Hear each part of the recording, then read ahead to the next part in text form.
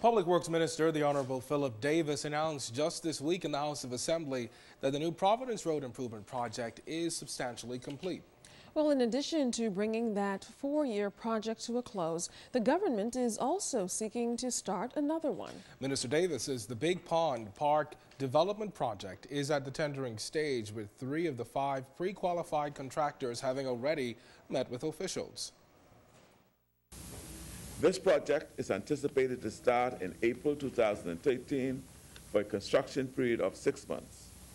Upon completion of the first phase of this project, the public could be able to access and visit Big Pond area, built up with a children's playground area, walking trails, with a boardwalk over the pond, basketball courts, picnic areas with tables and benches, and a vehicular parking area. Mr. Speaker, we are committed to the process of creating infrastructure and facilities which permit citizens to enjoy the environment. In other news tonight, Catholic schools across the country celebrated more than 120 years of education in the Bahamas this week. Today, they ended their celebrations with a youth rally at Loyola Hall.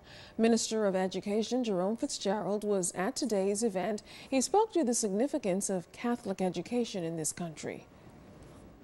The Catholic Church, through its educational system, has stepped in and provided another outlet for kids within our country to have a top-class, top-quality education, prepare them for building our country. And so from that standpoint, it's very critical. They understand very clearly and have for a very long time the critical role that education plays in the development of any nation. And furthermore, Minister Fitzgerald says Catholic education has produced top students, mainly because of its sound foundation. But to a great extent, they have a commitment to it, particularly at the primary school level, which does a very good job at preparing the kids with a good foundation.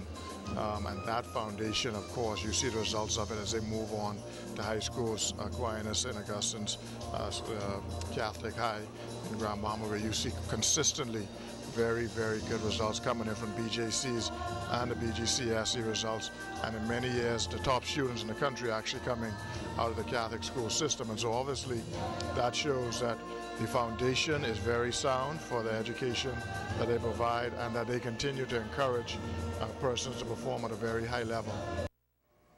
The PACE Foundation wants parents to talk more with their children about sex in this country, as it is critical in reducing the number of teens who are sexually active and end up in the PACE program. Well, each year, nearly 150 teen moms between ages 14 and 16 end up at PACE, where they get a second chance at continuing their education. PACE President Sonia Brown says though many of those young ladies could have possibly avoided getting pregnant in the first place had their parents talked to them about it. So, Ms. Brown says for 1 week, starting February 3rd, PACE will be hosting Talk to Me Week to help parents learn how to talk to their children about sex in an age-appropriate way. I know that in our society there's a lot of discomfort when it comes to talking about sex. In some families, the word is not even said at all. And for those parents who they may be having a difficulty with talking to their children about this specific topic, there is help to be gotten. So we're having these seminars, but there's a lot of resource material. I know that the principal of the PACE program has even allowed some parents to come up. There are some parents whose daughters are not pregnant. They bring their daughter up to PACE to get a little bit of a talking to. And so we are available to help parents with talking to their children, male and female. Now, the Royal Bahamas Police Force has been partnering with PACE for quite some time. Head of Urban Renewal 2.0 Superintendent Stephen Dean says the idea of parenting is not transferable. It cannot be transferred to the government, other entities, the police, your church. The parents have this awesome responsibility. And oftentimes we see parents get too caught up, too busy.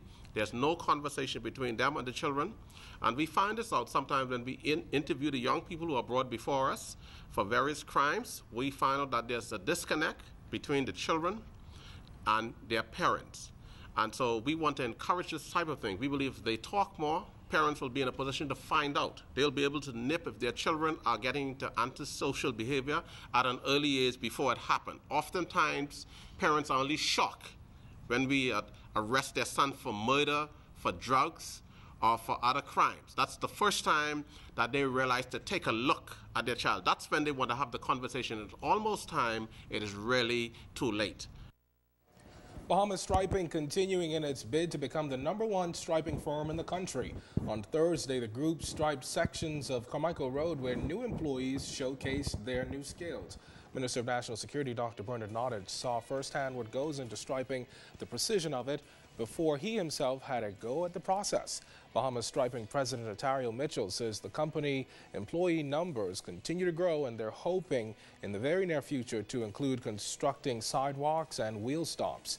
Mitchell says the overall plan is to make Bahamas Striping a full-fledged road maintenance company. Minister Nottage says Bahamas Striping has not only impressed the government but persons in the private sector as well with its ability to complete projects on time and within budget.